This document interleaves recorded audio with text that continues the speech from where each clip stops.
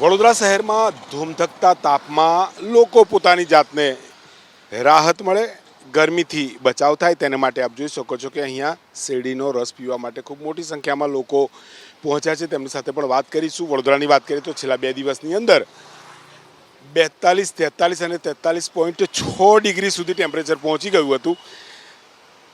9 લોકોના જે હાર્ટ એટેકથી મોત થયા તેની અંદર પણ ગરમીનું કારણ બતાવવામાં આવી રહ્યું છે. સાહેબ સાથે વાત કરીશું. સાહેબ, ગરમી સતત વધી રહી છે, થોડી ઠંડક માટે શેરડીનો રસ પીવા ઊભા છે, શું કહેશો? હા, લાઈક વચ્ચે વચ્ચે થોડીક તરસ લાગી જાય છે અત્યારે, અને એવું થાય કે ભાઈ થોડું કશે ઊભા રહીએ, શેરડીનો રસ પીએ અને થોડું સારું લાગે. બિકોઝ તાપ વધતો જાય છે, ગરમી છે, લૂ બી છે, અને એમાં પછી બહાર નીકળીએ તો વચ્ચે વચ્ચે થોડુંક બ્રેક લઈને એવું કંઈક પી લઈએ તો થોડુંક શાંતિ લાગે.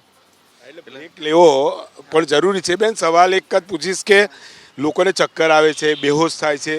વડોદરામાં શનિ રવિમાં 9 લોકોના હાર્ટ એટેકથી મોત આવ્યા છે અને તેની અંદર પણ જેમને ગભરામણ થવાની, ગરમીમાં ચક્કર આવવા, આ પ્રકારની ઘટનાઓ બને છે. બહાર નીકળીએ તો સાવચેતીના ભાગરૂપે ઠંડા પીણા પણ લેવા જરૂરી છે. जरूरी है ठंडा पीना, मुंह कवर करना, हाथों को कवर करना. गर्मी इतनी है तो करना ही पड़ेगा. और ये तो गर्मी तो पूछो मत, कैसी गर्मी है, बहुत एक्सट्रीम गर्मी है. तो गर्मी के बचने के लिए आपने तो ये मतलब पूरा मुंह तो बांध ही लिया है, मगर ठंडा पीने के लिए भी खड़े रहे. ठंडा पीने के लिए खड़ा रहना पड़ा ना. गर्मी में कुछ तो लेना पड़े जिससे एनर्जी मिले. इतनी गर्मी है तो ગરમીમાં એનર્જી પણ મળે. જોઈ શકો છો કે જે શેરડીના રસ અહીંયા નીકળી રહ્યા છે અને લોકો ક્યાંક ને ક્યાંક ગરમીથી રાહત મેળવી રહ્યા છે. બેન, कितने लोग आ जाते हैं ये गन्ने का रस पीने के लिए, क्या कहेंगे? बहुत सारे लोग आते हैं. गर्मी बहुत ज़्यादा है. हाँ हाँ, तो आप भी तो गर्मी का मतलब सामना कर रही हो. हमको भी चक्कर आते हैं, मेरे बच्चों को भी चक्कर आते हैं, तो क्या करना पड़ता है, पेट भरने के लिए करना ही पड़ता है. પીટીયું રળવા માટે શબ્દો સાંભળ્યા મને પણ ચક્કર આવે. બાળકોને પણ અહીંયા સાથે પાણી પીવા માટે જે જગ પણ મૂક્યો છે. શહેરીજનો સાથે આપણે વાત કરી, અન્ય વ્યક્તિ સાથે પણ વાત કરવાની કોશિશ કરીશું. સાહેબ, ગરમી સખત વધી રહી છે, શું કહેશો ઉપચાર માટે? એટલે રસ્તા પર જતાં જતાં ઠંડા પીણા પીવા પણ જરૂરી માનો છો, શું કહેશો? હા, જરૂરી છે, કારણ કે અત્યારે ગરમી એટલી બધી વધી રહી છે અને ટેમ્પરેચર ઓલમોસ્ટ 45 પહોંચી ગયું છે.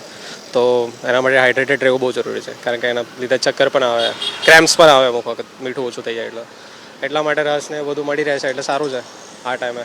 બીજું તો એ છે કે ઝાડ પણ અત્યારે ઓછા વધી ગયા, એટલે ઓછા થઈ ગયા છે. અત્યારે પહેલાંના ટાઈમ પર બી આટલો ગરમી રહેતી હતી, પણ એ ટાઈમે ઝાડ અને બધું વધારે હતું.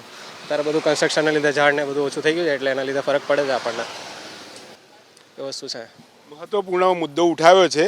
સિમેન્ટના જંગલો બની રહ્યા છે, જે વટવૃક્ષ સાથેના રિયલ જે જંગલો હતા નષ્ટ પામી રહ્યા છે. ક્યાંક આ પણ એક ગરમીનું કારણ હોઈ શકે. વડોદરાની અંદર જે રીતે સતત ગરમી વધી રહી છે અને તેની અંદર પોતાની જાતને તરોતાજા રાખવા માટે શહેરીજનો રસ્તા ઉપર ક્યાંક શેરડીનો રસ પીવા, તો આઈસ્ક્રીમ ખાવા કે લસ્સી પીવા, તમામ લોકો શહેરીજનો ક્યાંક ને ક્યાંક આ પ્રકારના નુસ્ખા અપનાવી રહ્યા છે અને ગરમીમાં જરૂરી પણ છે. કેમેરામેન પ્રદીપસિંહ સાથે લોરેન્સ પરમાર, એબીપી અસ્મિતા, વડોદરા.